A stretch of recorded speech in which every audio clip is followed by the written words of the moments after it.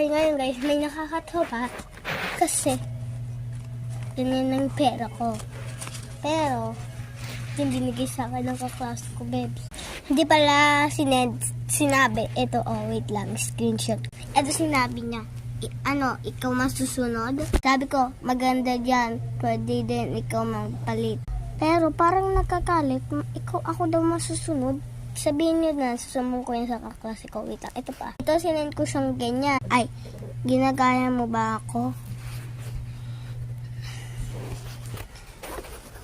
Sa ako rin, sa isa kong cellphone.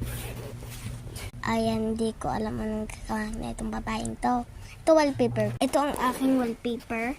Yan, malay nyo sino yan. Ang kitang binigay.